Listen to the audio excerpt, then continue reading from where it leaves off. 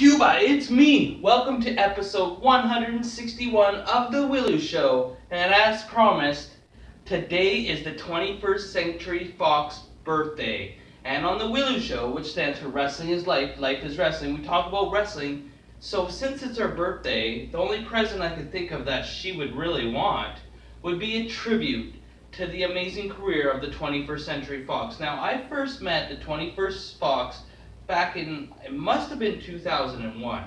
And she came from Quebec to check out the school and see what she liked it. And she ended up managing Sid Summers on a Woodstock show there. And she must have liked it enough, because sure enough, she came back. And this was the first time that I know of that they ever had a woman that lived in the school. There was a couple girls that trained there, but none of them that lived in the school. So they had to make a special bedroom just for the girls. And at the time, there was only other one girl that trained there, really, and that was Sandy Stewart. And so Fox took to it right away. I don't think she was like a natural athlete. I don't know how many sports she played in high school and whatnot, but she had a good knack for the way the wrestling business was and how to portray herself. And she claimed she was really shy, but I found her to be kind of outgoing. Like, she had a silly personality. She wasn't afraid to like embarrass herself and put her out there, but the majority of her training was with the men, because there was only Sandy there. Sometime the one guy, Dean's girlfriend, would come in and train a little bit, and I mean, periodically we got girls. There was the Onions girl, and she stayed for a bit, and then there was the Jan girl, and she stayed for a bit, and I think there was another one too, but Fox, I thought, was naturally born to be in the wrestling business. She had great charisma and personality. She managed to hang with the guys. I mean, I even wrestled her all the time in practice matches. I remember wrestling in her 1 hour Iron Person match for a practice show. We would do practice shows every Sunday, and we would just take turns picking matches and film them and commentate them and just get used to being in matches a lot. And I believe her first match was against Sandy, who was Sandy Davis, her wrestling name.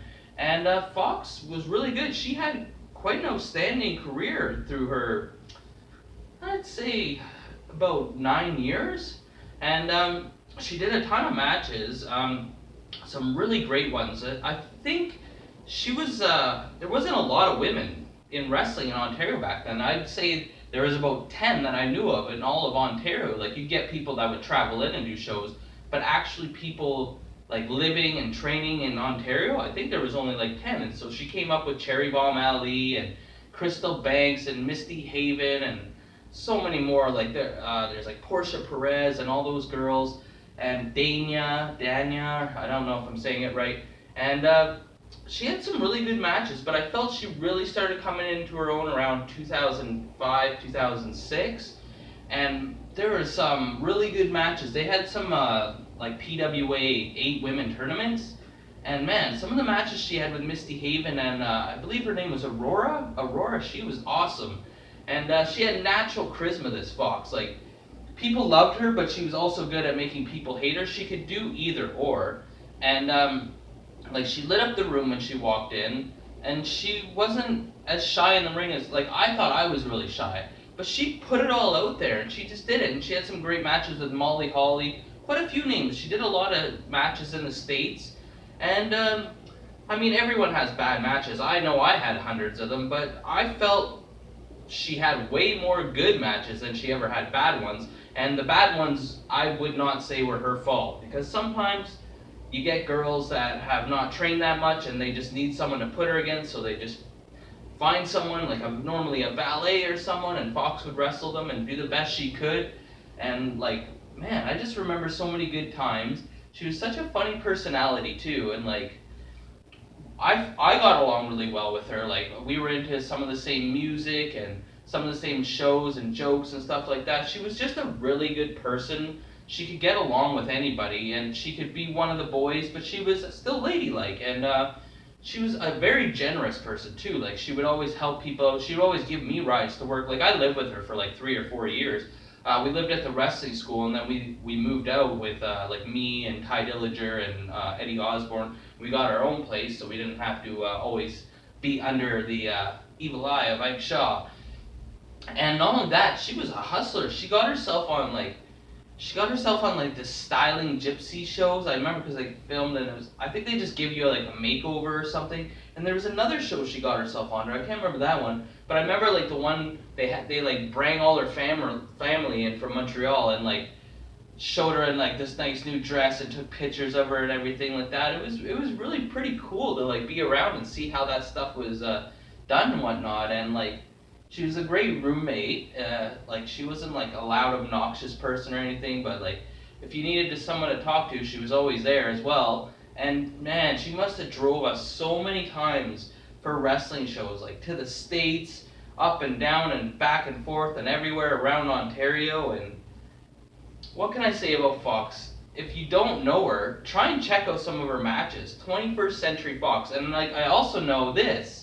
She went, I think it was SmackDown, I'm not 100% sure, but she went and did like a dark match, tryout match for WWE.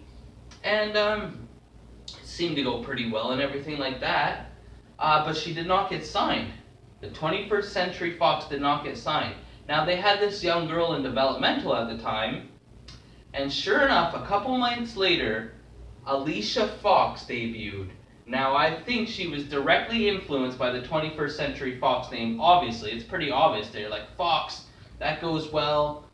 They were both darker girls, so, like, they just basically ripped her off. But what are you going to say? And 21st Century Fox was way more polished than Alicia Fox was. I kind of think they missed the ball on her. She could have got in there. I think they should at least give her maybe one or two more chances and stuff, whatnot. But so many great road trips and memories. I've talked about her quite a lot on this show. Like any of the old memories shows that I do or anything like that, she always seems to come up. She's one of the persons that helped me in the most of the wrestling business with like just providing me the chance of getting a ride there. Like I didn't drive, so just the fact to have a ride to the show, and I ended up getting on a lot of shows.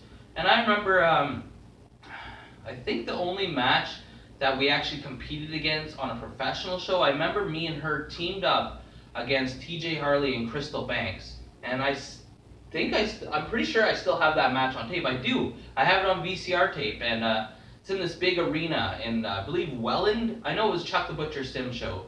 And the cameraman's way zoomed out, and the lighting's not the greatest, but I do still have that match on tape. And that was a thrill for us because we always wanted to do some kind of work together. We did a lot of practice matches together. And I always felt that I trusted my body with her. Like she would take care of you, but I also felt like, I hope so anyway, that she trusted her body with me because like I would treat her like, and why shouldn't people like nowadays? There's a lot of intergender now, but back then it was all new to me. But I just treated her like one of the boys to me. She always was one. Like obviously she's female, but she just fit in. She was one of the crew. She was one of the brothers, sisters, or whatever. And there's so many great memories, like Russ and Sandy's wedding, and we threw a New Year's party one time at our place, and just some of the road trip shenanigans that were pulled, and some of the ribs and stuff like that. But honestly, Fox, I really hope you have the best birthday. You have a lovely life going for you now, a lovely family. You seem so happy. I hope you are. You really genuinely do. But also, I want to point out, I always hint at it, yes, I would love to see a return. And now that Misty Haven, your old nemesis, has made her return to the ring, it just seems fitting that the 21st Century Fox would slyly creep in like a fox and make her way to Ontario once again. So happy birthday to the Fox. Remember, on the Willow Show, which stands for Wrestling is Life, Life is Wrestling, like, or you get a leg drop, comment, or you get a clothesline, subscribe, or you get a suplex. What are your favorite memories of the 21st Century Fox? I probably missed a lot of stuff. I just kind of tried to hit the big highlights, and I didn't plan anything, I just winged it. But what do you remember? What is your favorite match of her? What is your favorite moment with her? I'm sure she'd appreciate that on her birthday if you could tell some great memories, because I know, like, me too, being a parent and not wrestling as much, when people bring up the past, and just brings a big smile to your face thinking about the old times. Have a great birthday, Fox. I love you. This is Elian Habanero. I love wrestling and Fox. Cuba!